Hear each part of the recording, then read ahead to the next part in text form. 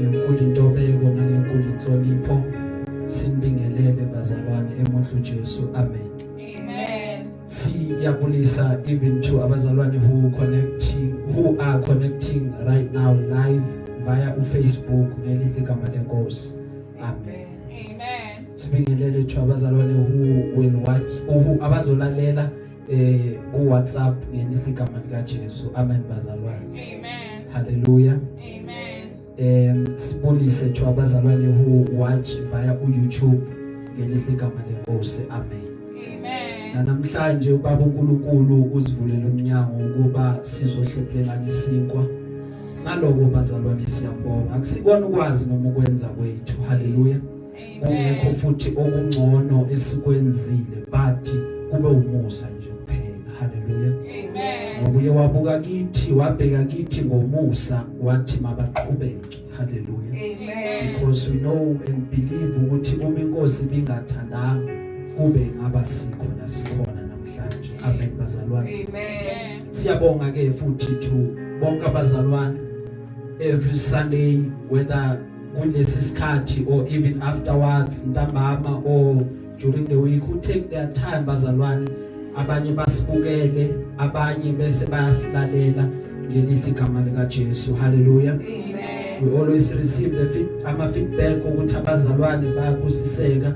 Ngaloko siyambonga uNkulunkulu bazalwane. Amen. Amen. Udumo lonke maluye kuye umdala weinsuku osinikeza amandla ukwazi ukuthi every Sunday without fail sikwazi ukuthi sibe la sizomdumisa. Hallelujah. Amen. Praise the Lord. Glory. So namhlanje ke I have a word elibekekile kimi nokuyizwi lenkosi bazalwane that esizokwabelana ngalo kule ntambama yanamhlanje. Amen.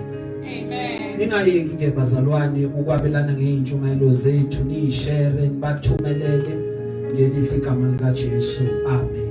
Amen. Praise the Lord. Amen. Okubekekile in my heart noma in my spirit indaba esithola encwadini Mark chapter 4. Praise the Lord. Amen. Sifunda izwi lenkosi ngokuka Marku isahluko 4. Praise the Lord. Amen. Sizofunda nje amavesi ambalwa. Sizoqala ukufunda from verse 3 siyoma uverse 9. Hallelujah. Amen. Sibese sifunda uverse 14 siyoma evesini ka20. Mayibonge inkosi. Amen. Praise the Lord. Amen. Now nansi ke indaba siyafunda ke bazalwane. Amen. Amen. Lithi ke izwi lenkosi, but the plant soon wilted under the sun, and since it didn't have deep roots it died. Other seed fell among thorns that grew up and choked out the tender plants, so they produced no grain. Still other seeds fell on fertile soil, and they sprouted, grew, and produced a crop that was 30, 60, and with ears to hear should listen and understand. Hallelujah. Amen. Now, sizwa ku verse 13 bazalwane. From verse 14. Hallelujah. Amen. Now, lithi ke izwi,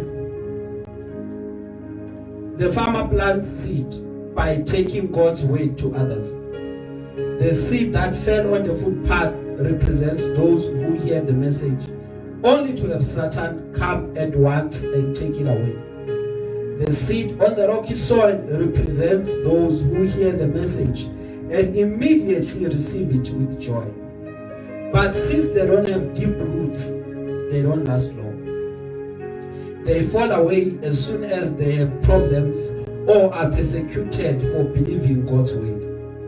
The seed that fell among the thorns represents others who hear God's word, but all too quickly the message is crowded out by the worries of this life, the lure of wealth, and the desire for other things. so no fruit is produced.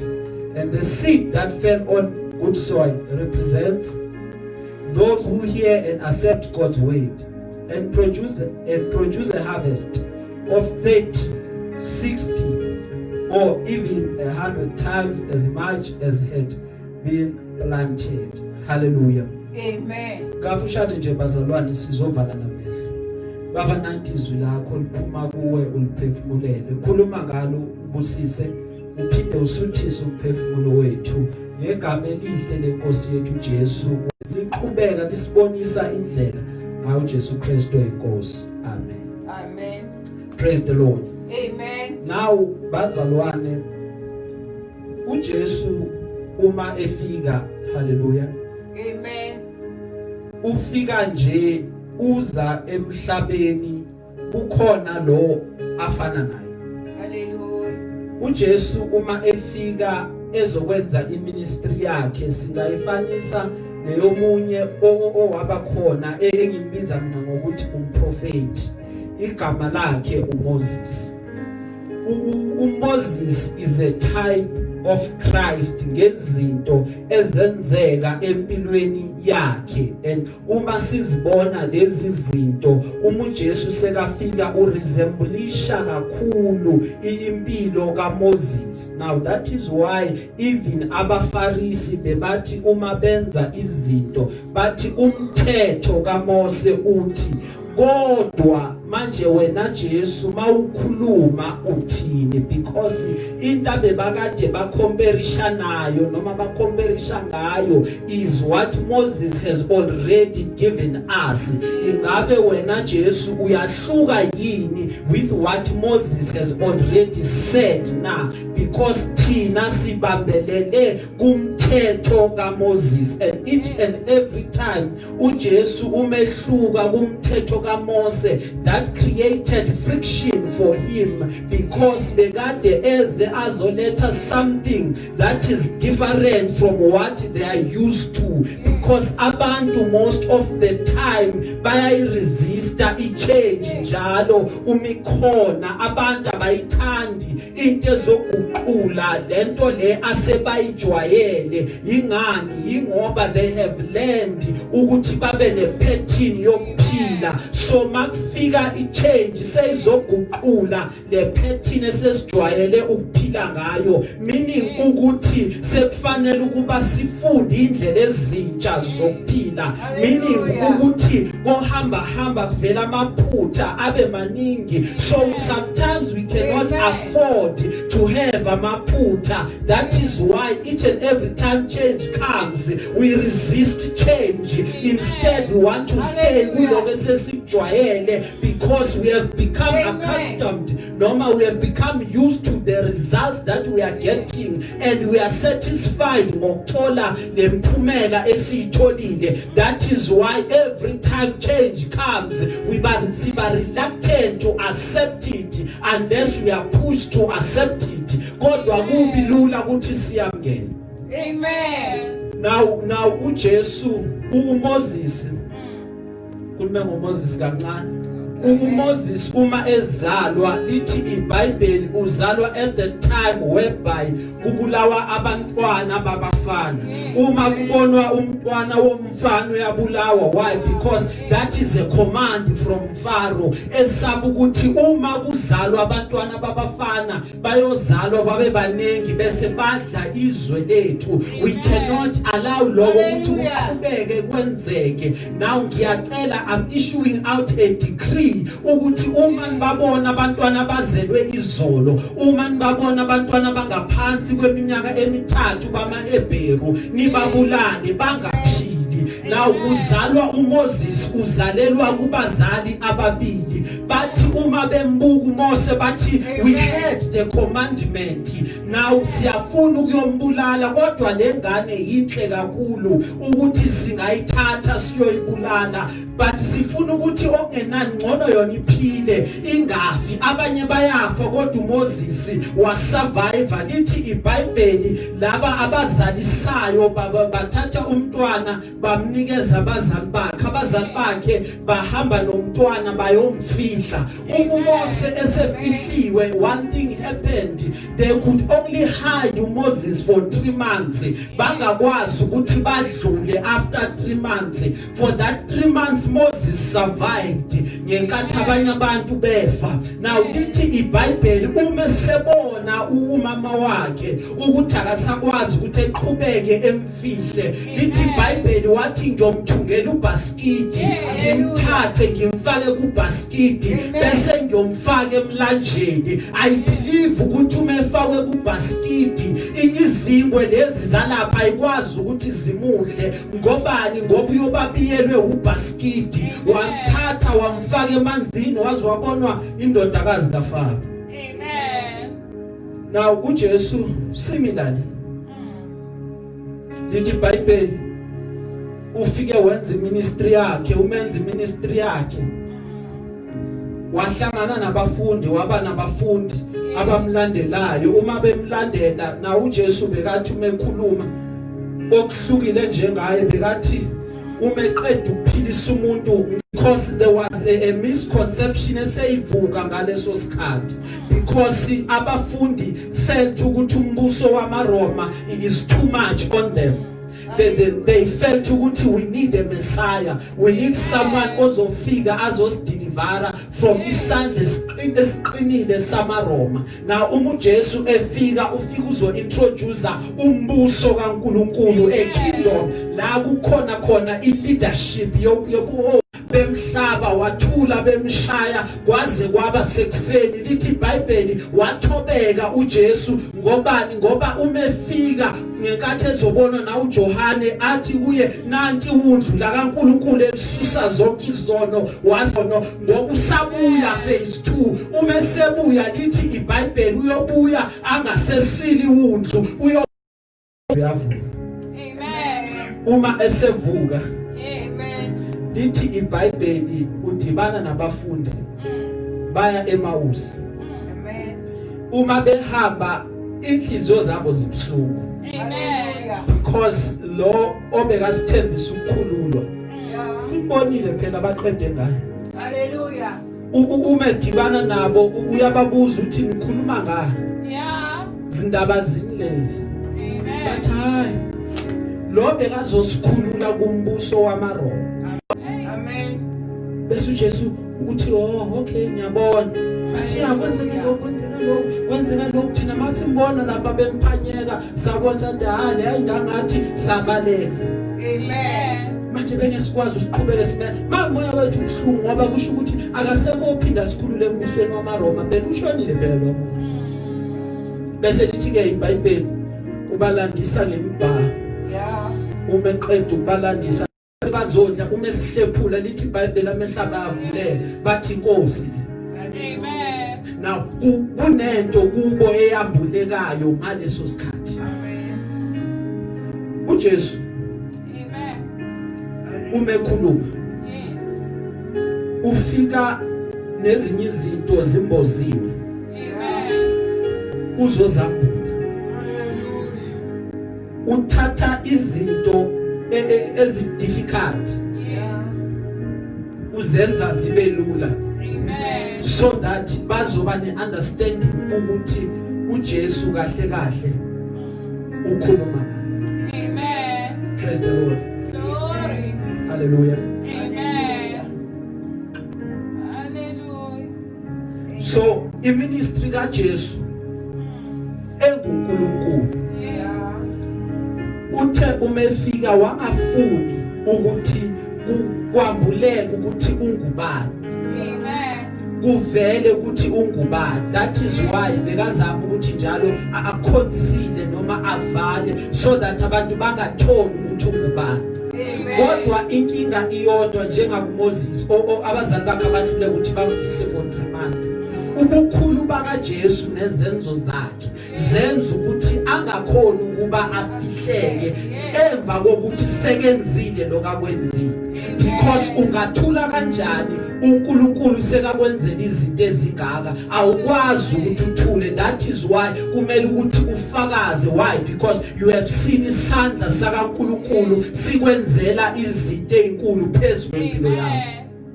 Uma befika kuye abafundi bakaJesu noJesu bamthola uzaliwe akaboni. Amen. Ever since wazalwa akazabona. Now lithi ke iBhayibheli uJesu weza kuye abafundi babuza umbuzo ukuthi Nkosi ingabe yena wonile yini noma bona abazali. Wathi uJesu akekho noyedwa wonile, but lokhu kwenzeke kuye so that inkazimulo kaNkuluNkulu izobonakaliswa. Praise the Lord. Now kunezinto ezenzeka kithi hayi ngoba sonile, but because kumele ukuthi kwambuleke inkazimulo kaNkuluNkulu kuphela. For our time and our generation, so that everyone can see and identify ati la empilweni kaMotha kunesandla sika Jehova. Abengeke akwazi ukuthi yena kwenze konke lokhu. Hayi ngoba ukuthi ngoba it is because kunenkazimulo that surrounds him ephezulu kwakhe. Amen. Now lithi iBhayibheli uma efika kuye uthi akekhonile. Uma eqeda ukusho njalo uthatha udaka wenza udaka umfaka emehlweni. Uma eqeda ukumfaka udaka emehlweni uthi hamba ugeze isilo wami. Igama elithi isilo wami lisho ukuthi othunyiweyo. Uma efika egeze eqeda ukugeza bathi akusiwuye, abanye bathi ufana naye, abanye bathi uye ngempela, bese uthi bathi kuze kanjani ukuthi ubone ngoba siyazi ukuthi ubukade ungaboni and namhlanje usuku lwesabatha usitshele ukuthi usindiswe ubani uthi kunendoda ogama layo linguJesu yiye ngenze ngale ndlela yona ukuyazi but what I know ngizwile bathi uJesu waseNazaretha owenze nako ukuthi ngibone bamkhiphela ngaphandle bathi wo baletha abazali bakhe bathi indodana yena izalwe ingaboni bathi yebo izalwe ingaboni bathi yiyo yona le bathi yebo yiyo yona le bese babuza ukuthi manje kuza kanjani ukuthi ibone ngoba sazi ukuthi thina ibikade ingaboni. Now bese lithi iBhayibheli abazali bathi okwenzekile ukuthi akenza nabo kodwa umuntu onoNkulunkulu okwazi ukuthi enze nabo ngoba vele uNkulunkulu ofikile wenza emhlabeni. Amen. Praise the Lord. Amen. Bengaboni but now I can see. Amen. So indaba zakaJesu zasabalala all around. Amen. There's one thing that is key engithanda ukuba siyibuke. Lithi iBhayibheli mawulifunda thina siyinhlabathi. Amen. We are dust. From edustini saphuma. Amen. Edustini siyobuyela. Amen. Uma sebakhuluma nomuntu bathi itho be humble. Amen. Because you are just dust. Amen. Hallelujah. Amen. Kodwa kufanele ukwenze usebenze kanzima. Qeda ukusebenza kodwa uyithola. Amen. Because you are just passing away. Amen. Praise the Lord. Amen. Njengoba sathathwa emhlabathini sakhiwa sibe sesiyathathwa futhi sibekwa ensimini. Amen. Lelithe iBhayibheli insimu kumele ukuba sinakekele. We should cultivate it. Ngokuba siyakudla ithukuthuku zale ndawo esisebenza kuyo. Amen. Manje uJesu la ukhuluma nabantu. UJesu ekhuluma njalo bekhuluma in forms of parables. Amen. Athatha izinto abangayiqondi azenze zibelula ukuze bayiqonde so that azochaza ukuthi umbuso kaNkuluNkulu unjani. So that kungazoba ne-friction ekhozekayo between yena kanye nabaFarisi kanye nombuso wamaRoma. Amen. Praise the Lord. Ngoba injongo kaJesu was ukuthi accomplete the task at hand, accomplete ministry yakhe so that azokwazi ukuthi uma sesiphambanweni it is done, it is finished. Hallelujah. Ngoba if itask yakhe yaphazamiseka bekayoba disturbed ukuthi ayiphelelise. Yes. Praise the Lord. Amen. Amen bazalwane. Amen. Now ukhuluma ama parables and then at the same time kule ndaba esifundile indaba that is allegory. Hallelujah. Amen. Isilungu nebazalwane, English class. I-allegory bazalwane ngichaza ngesizulu, ngichaza nge-English. Amen. Abana ama-dictionary sebazabheka allegory nge-English. Amen bazalwane. I-allegory ukuthatha into mhlambe kube yi-poem, kube yinkondlo. Ne?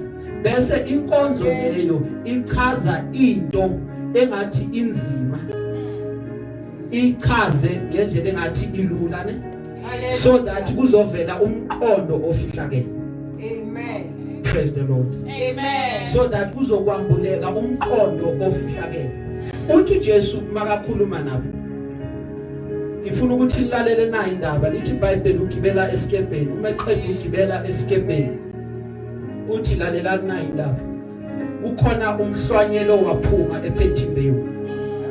Uma ephuma ephethe imbewu uhamba nje uyayihasha le mbewu. Uhamba nje uyayiphonsa le mbewu. Uma eqhubeka eyiphonsa imbewu ayiweli endaweni eyodwa noma ayiweli endaweni efanayo, and yena akadictate ukuthi le mbewu iwela kuphi, because injongo yakhe ukuthi imbewu ayiwele all over, la iyofika khona ikhule. Praise the Lord. La iyofika khona ingakhuli, maybe we'll try again some other time. Hallelujah. And then usivezela imhlabathi ewu4 la imbewu athi uma eqhubeka eyihasha bese iwela khona. Amen. Ungubani lo mhlwanyeli? Umhlwanyeli uyafana nje nomfundisi, umuntu ohambisa izwi lenkosi, ngoba imbewu iyizwi lenkosi efanele ukuthi uma seyifikile umuntu ingene bese iyahluma bese iyakhula. Eda bese yenza umsebenzi lo eyathunyelwa ukuba ifike wenze empilweni yomuntu. Uthi uyaphuma ke uyohlwanyela. Ekuhlwanyeleni kwakhe yawela la abantu badlula khona, nyonze ezulu zayithatha. Ngobani? Ngoba ifike yawela phezulu komhlabathi. Hallelujah. Ayizange ingene ngaphansi. Ngikhumbula ngisafunda isikolo ngisahamba ngeenyawo, ngangithi mangihamba ngeenyawo ekhathini eziningi mangibuka ithafisi lami la ngaphansi nginokuthola nje ichapisi, bese ngiyakwata ukuthi hawu nginyathele nini, ngayinyathela kanjani ukuze ngithole le chapisi ngiyinyathele, ingoba ngihamba endleleni la kuhamba khona wonke umuntu. That is why yonke into elahlekile lapho elahliwe lapho kulula ukuthi uyipick up, kulula ukuthi uyithole. Ngobani? Ngoba leyo nto leyo vele isendleleni la kudlula khona wonke umuntu. Amen. Endleleni la kunotshani khona, if kunendawo efokhona bese abantu benza azolikha nje phezulu lingakangeni kwangena. Amen. Praise the Lord. Amen. Uthi uqeda ukuzwa umyalezo wezwi lenkosi bese ngena umlayezo mhlawumbe okudisturbayo, already focus yakho seyishifting, because the enemy is at work. Now that is why kubalekile ukuthi wenkosi pray first. Ukuthi inkosi mawuhlale kimi lo myalezo, kodwa ungasheshi nje uhamuke noma uthatheke isinome kanjani. Amen. Praise the Lord. Amen. Lawo mhlabathi number 1.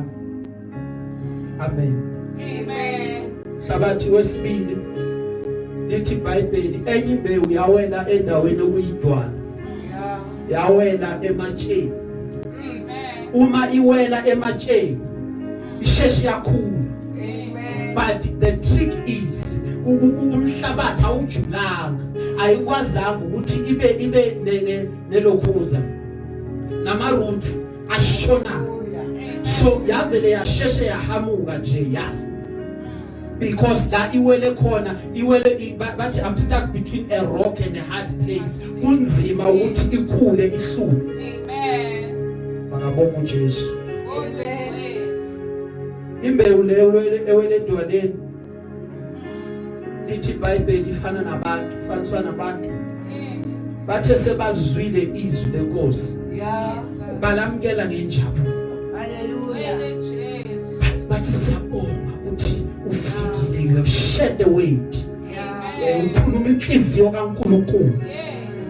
But ngoba la sikhona asijulanga. kufika izimo, kufika izinto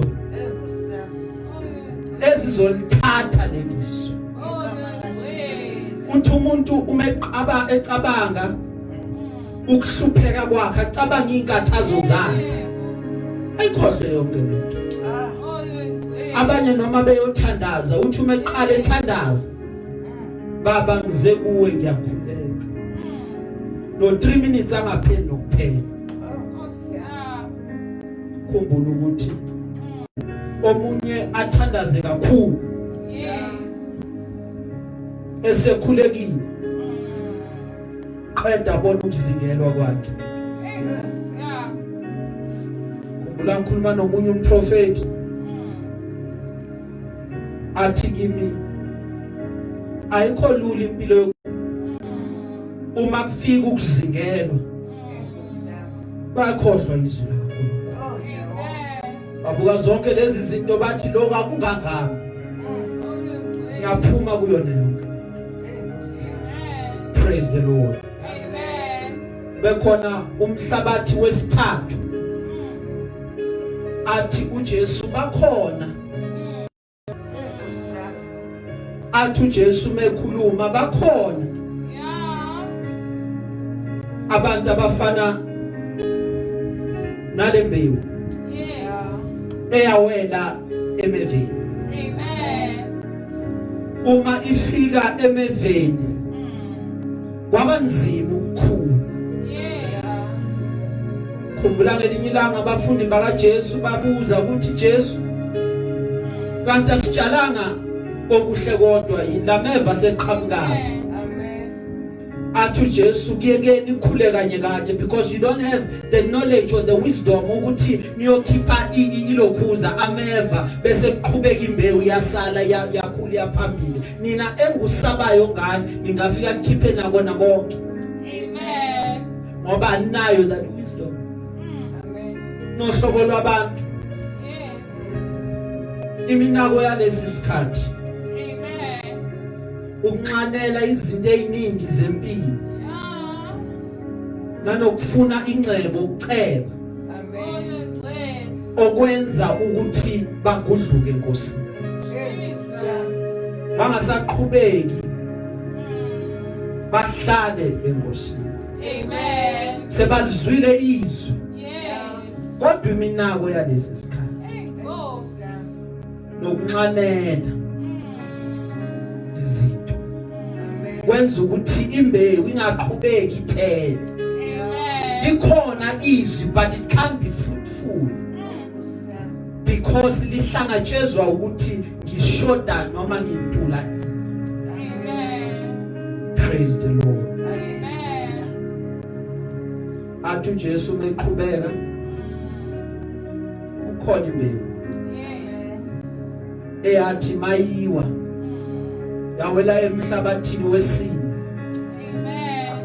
Lo mhlabathi muhle, lo mhlabathi uyathandeka, lo mhlabathi ulungile. It is fertile soil. Khumbula ngisakhula, mama wayenengadi atshala kuyo. Umetshala lapha engadini ahamba ayofuna ifertilizer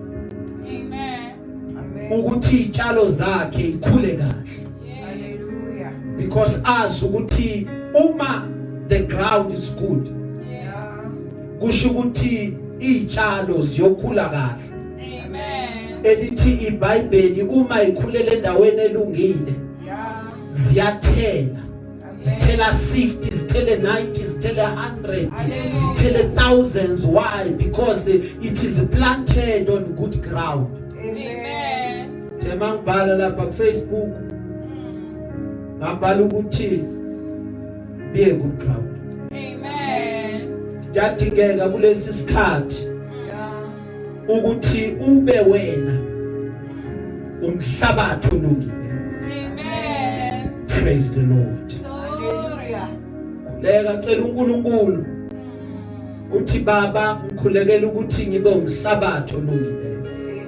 Nkosi ngikhulekela ukuthi ngithele izithelo oyothuma ungibuka zichaze zikujabulise.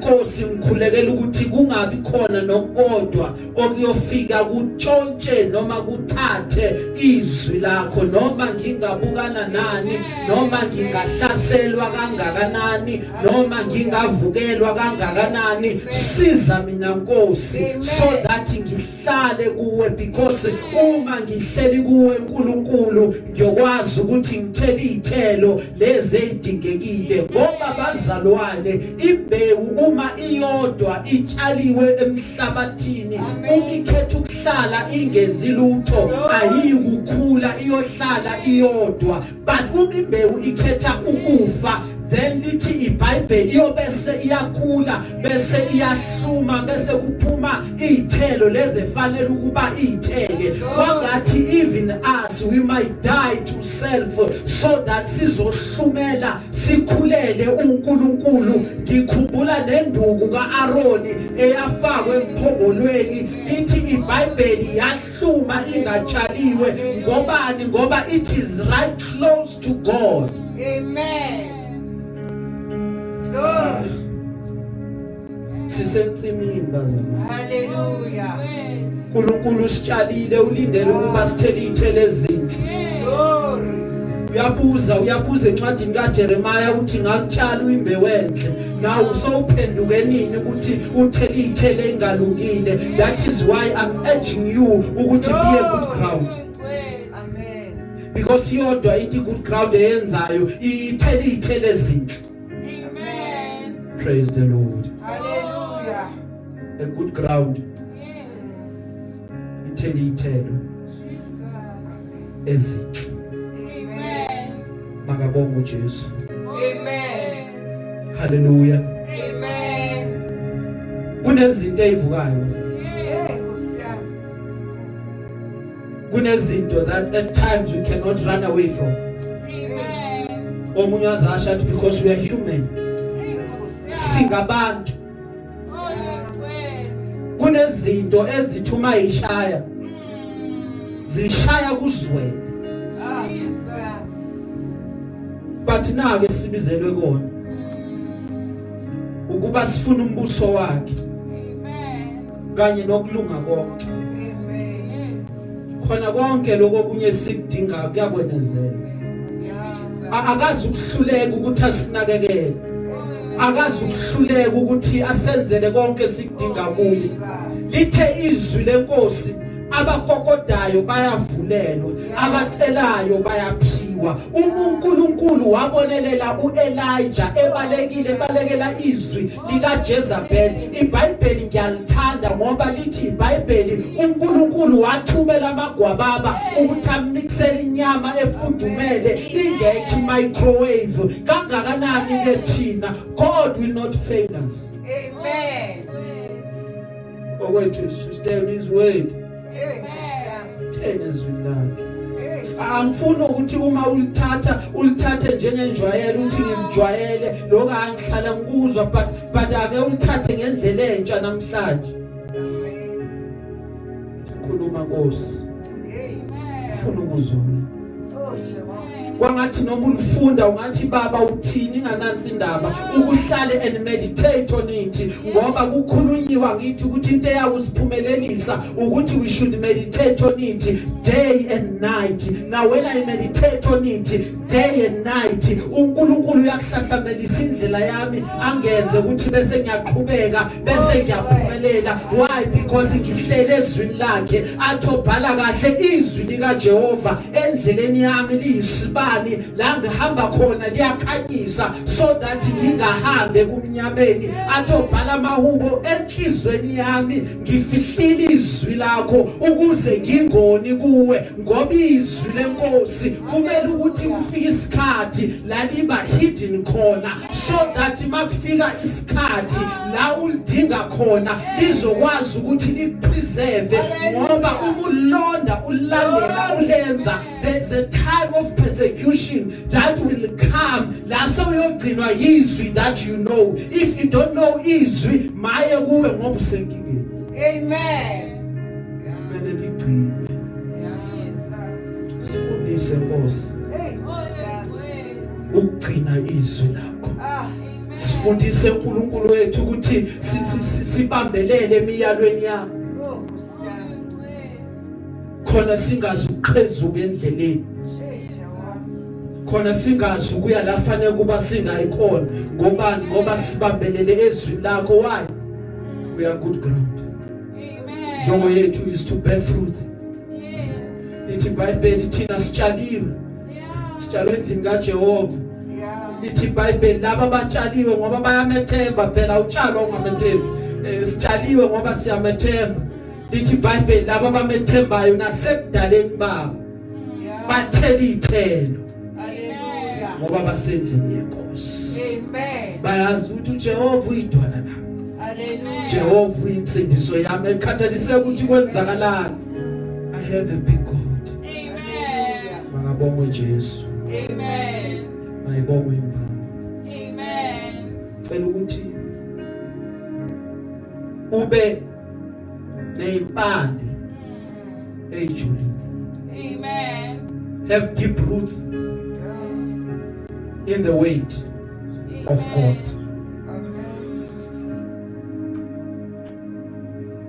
Noma ungasakuyeka okunye kodwa unake lokhu. Have deep roots Yes. in the weight Amen. of God. Hallelujah. Ungafani noIsrael owaphuma eGibhithe with a promise of izwe lesithembiso. Amen. Iningi labo bagcina bangasangenanga.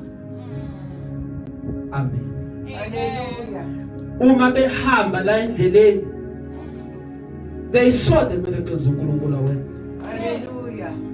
Babona amandla kaNkulunkulu. Amen. Lithi iBhayibheli bathi belunywa yinyoka.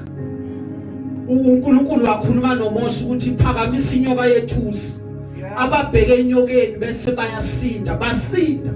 Babona uNkulunkulu onganabhekhala ebehlisela isinkwa from heaven. Babona uMose ekhuluma nedwala, idwala balibhekile nani, wakhuluma nalo kwavela amanzi. Bambona uNkulunkulu ebanakekele, bathuma behamba. Lithi iBhayibheli ingubo zabo zange iguge. Lithi iBhayibheli ilanga likaze labashisa. They saw God, they saw his miracles. Amen. But wathi uMose enyukile ehlele ekhuluma noNkulunkulu. Bathi hayi Moses, bathi kuAaron, hayi Aaron, hamba isikhathi eside lo mfo asabuye senze lithole legolide ngoba ilona elasikhiphe eGibhithe. Wabenzela uAaron ithole legolide, bathi siyakukhonza lona. Amen. Afana noIsrael Hallelujah. owahlubuka uNkulunkulu, wakhohlwa ukwenza neindlela zakhe, wanaka izinto eziphelayo because adinge only one thing, just a point of contact. Amen.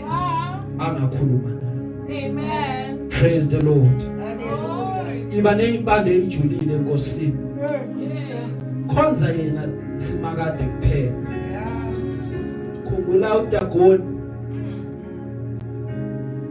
lithi izwi lenkosi ngoDagoni. Bathatha umphongolo kaJehova bawufaka ethempelini laDagoni. Amen. Uma befika nakusasa bathola uDagoni ebhidliki izandla neenyawo. Amen. Ngesimanje bathatha bambuyisela bamxhuma baDagoni yima la. Uma esamile la bahamba bawolana. Yes. Babuya ngakusasa. Bathola sekuyinhloko ke manje. Ngoba vele kakade uDagoni unenhloko kodwa ayisebenzi. Unezandla, izandla ayikwazi ukubamba. Uneinyawo kodwa inyawo ayikwazi ukuhamba. Amen. Uma sebathola inhloko iphansi bathatha bayibisela. Then baqala basuspect ukuthi there is something wrong. Because before kufika umphongolo lento bikade ingenzeki. Amen. Uma sebamkhiphile umphongolo Yes. babuya uDagoni wabo wayimena zangisebenza. Hallelujah. I want to say to you, Yeah. ngafuna amanyamathelo. Yeah. Amen. Themba kuNkulunkulu kuphela. Amen. Praise the Lord. Hallelujah. Makabonga uJesu. Amen. Mayibeke neyithixo ozoyikhonza phambi kwaNkulunkulu ngoba he's a jealous God. Yena kuphela ufuna ukuthi udumo luze kuye, hayi emuntwini, Amen. hayi kwezinye izinto, Hallelujah. but only to him kuphela. Amen. That's why ngithi kuwe iba nezimpande ejulile kuNkulunkulu. Amen. Jula ungafani noIsrayeli owahlubuka uNkulunkulu sekabenzela izinto ezinkulu. Amen. Ngafani nabona bonke abaphendukayo endleleni. Hey. Mane Nkosi themba lakho malibekuyo. Hallelujah. Ngoba lithi iBhayibheli sesigcina abathemba simakade, Amen. abathemba uNkulunkulu Amen. bafana nesihlahla Yeah. esitshaliwe ngasemfuleni. Amen. Selulela inyawo zaso kwesihlahla kusumuntu. Selulela ama roots waso Amen. ngasemanzini. Hallelujah. It draws strength from amanzi. Yeah. Sibe the nutrition so that throughout the year Yeah. sihlale sigreen. Hallelujah. Throughout the year Yeah. sihlale sihlaza ngoba Amen. sitshaliwe Glory. ngasemanzini. Amen. Umizwi lenkosi lihlala kuwe Yeah. fana nesihlahla Yeah. esiseduze kwamanzi. Amen. Always draw Yeah. from amanzi Hallelujah. so that uzohlala uthelithe, Amen. so that nothing nokodwa ngafika uzokunyakazisa. Amen. Praise the Lord. Amen. Glory. Amen bazalwane. Amen. Makasize uNkulunkulu Yeah. endleleni yonke. Yes. Sithelithe ekudingeka ukuba sibe nazo. Amen. Sibe umhlabathi omuhle. Yes. Praise the Lord. Amen. Kanjalo siyobona uNkulunkulu. Yes. I want to pray bazalwane Yeah. Amen. before sigcina. Ufuna ukukhuleka. Izwi lenkosi selehlile kule ndawo. Amen. uNkulunkulu ukhulumile. Yes. Sikuzwile ukukhuluma kwakhe. Amen. Siphile ekhathini ezinzima. Amen. Siphile ekhathini ezingekho mnandi. Yes. Imindeni iyaphela. Amen. Badlula abantu emhlabeni. Yeah. Akumnandi. Yeah. Imisebenzi iphelile. Yes. Abanye noma basebenza bakhatha ama-hour Amen. sebangena few days. Amen. Abanye sebasebenzele emakhaya. Amen. Abanye kwanda ama-divorce. Amen. Yaphela imindeni. Hallelujah. Amen. Ibhedlela igcwele. Akululanga. Yes. We have a huge burden on our shoulders. Amen. Praise the Lord.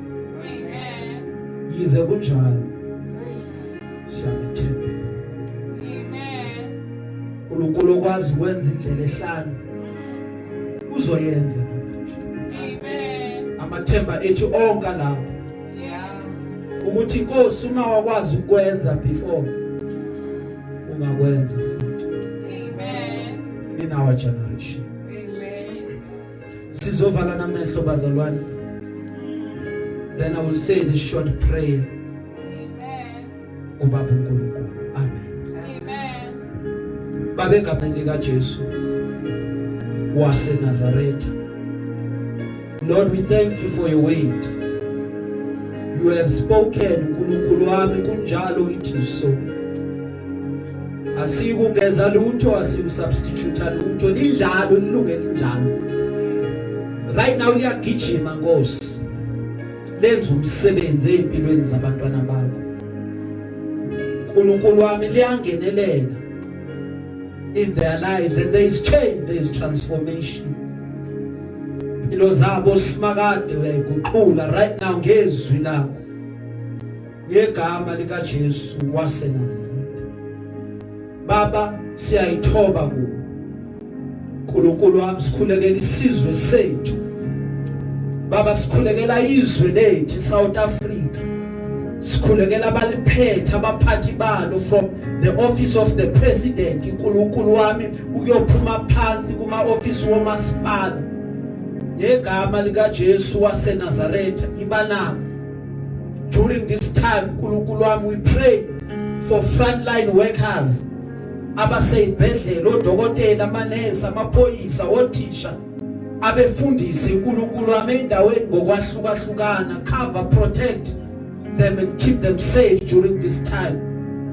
Baba bonke abagulayo sibathwala ngohlaka lomkhuleko sibasondeza kuwe yelulela isandla sakhe singafinyeziwe ukuba singasindisa uNkulunkulu wami yelulela indlebe yakho unto our prayers sisakubiza uNkulunkulu wethu for we know ukuthi wena uNkulunkulu wami uyasizwa ubungeke udala indlebe kanti wena Nkosi awuzwa ubungeke udala isandla kanti awukwazi ukuphatha siphathe ngomusa msindisi size kuwe sizozendlala kuwe right now Father God Almighty abantwana bakho bayaphela uNkulunkulu wami imindeni yethu iyaphela Baba sizwele Nkosi yelulela isandla sakho phezukwethu Baba siyakhuleka abanye uNkulunkulu wami sikhuluma nje bahleze emanzini inkosi lulela isandla sakho phezukwabo comfort them Father God Almighty abanye bayagula abanye baseyibhedlela Baba baphilise ubapholise abanye Nkosi bagula emotionally ngenelela heal restore and deliver your people uNkulunkulu wami abanye balahlekelwe ithemba buyisa uNkulunkulu wami ithemba selilahlekile uNkulunkulu wami abanye baphelelwe ngamandla lithe izwi lakho simakade uyamupho yethile amandla amasha sipha amandla Nkosi okwazi ukuqhubeka ngegama lika Jesu waseNazaretha Baba right now siyakhuleka wakhuluma noIsrayeli wathi Nkosi umubona Father God the blood on the doorpost you shall pass over emakhayeni ethu einsikeni zeminyango sibheqa igazi lika Jesu waseNazaretha so that even when the enemy comes when the angel of death comes it passes over uNkulunkulu wami wakwazi ukwenza kuIsrayeli kwathi kufa ama firstborn eGibhithe bona basinda sisindise uNkulunkulu wethu size kuwe namanje kulesi sikhathi Baba siyakudinga uNkulunkulu wami sindisa abazali bethu sindisa ogogo bethu sindisa imiphakathi yethu sicela konke lo ngegama lika Jesu waseNazaretha elingaphezulu kwawona wonke amagama ngalo siyasinda ngalo siyaphila Nkosi Father ibanathi nalabo Nkosi asebacabanga ukudivorce ngoba sekuphela uthando kuphola uthando reconcile them back to you above all and then reconcile them back to themselves because bangena with a mission yokuqhubekisa imindeni yabo uNkulunkulu wami lithe izwi lakho wakho umuzi wena Nkosi ungawakhi uwakhela ize remind them ukuthi uyabathanda restore imishado ngegama lika Jesu waseNazaretha Baba restore our families nalabo Nkosi inhliziyo zabo right now zivuza igazi abashayekile balimele Nkosi heal them Father God Almighty ngoba abanye uNkulunkulu abagula enyameni kuphela kodwa nangaphakathi bayopha Nkosi baphilise uyibhalsam laseGilead for you ask that question ukuthi is there no balm in Gilead why is the health of my people not restored size kuwe balsam laseGilead size kuwe mgcinwe impilo zethu silole sivikele bakudlule lesi sikhathi singadluli nathi sithwale ngomusa siyacela Nkosi sizwele do even a turn around Nkosi bangakwazi nokuyichaza ukuthi basinda kanjani baphila kanjani siyakhansela Nkosi konke okuvele sitheni shall not prevail egama lika Jesu waseNazaretha bonelela uNkulunkulu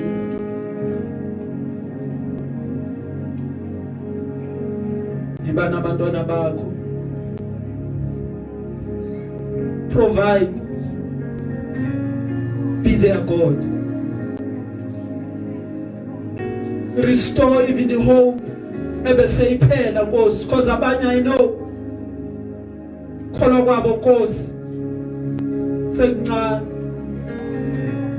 nalaba sebathi bayoyibulala right now we come against the spirit of suicide ngegama lika Jesu waseNazaretha Baba we come against the spirit of depression.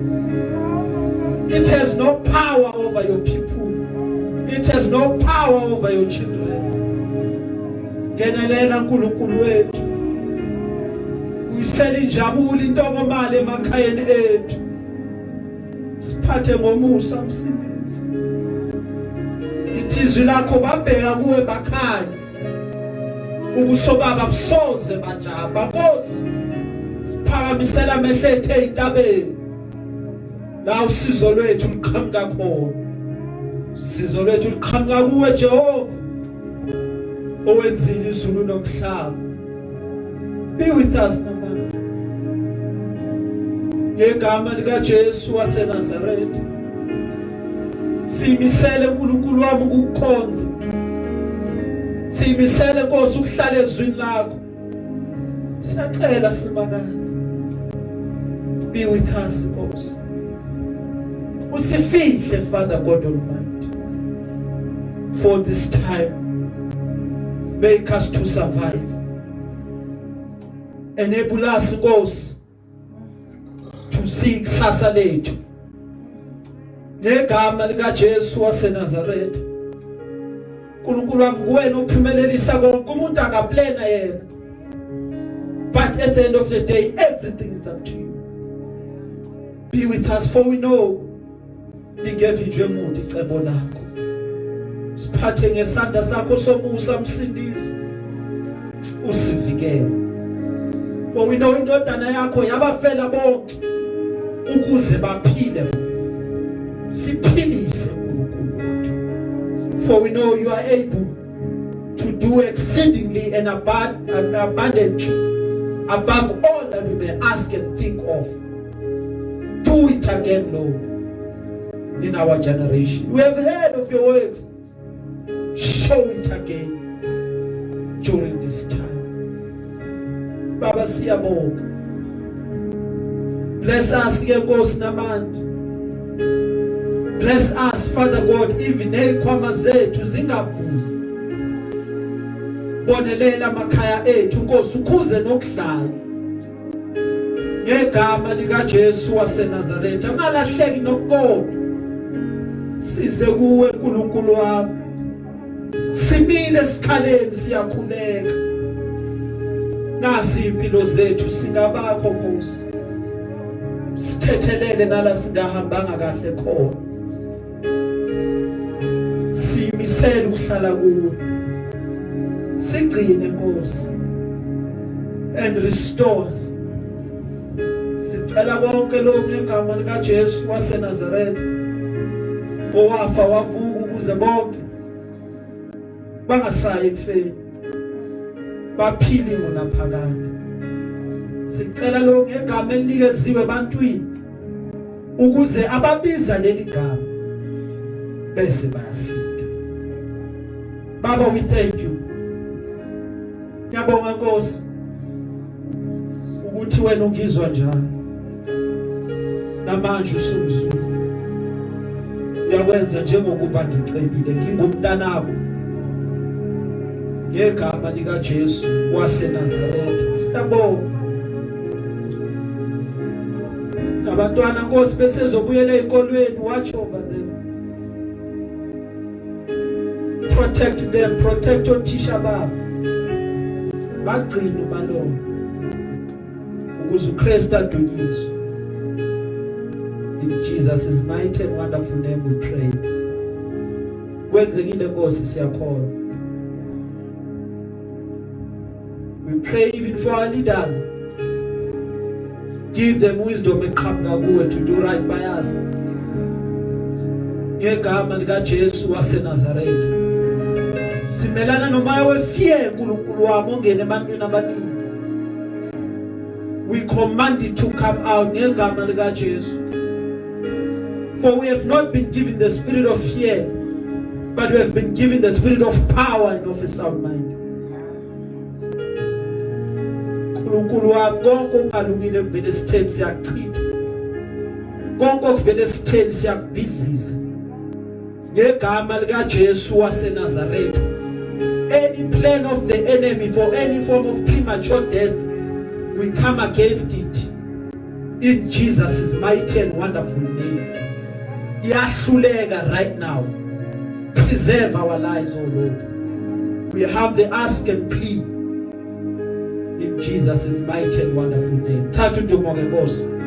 Manciphe mina. Phakame wena. Ngayo uJesu Kristu inkosi.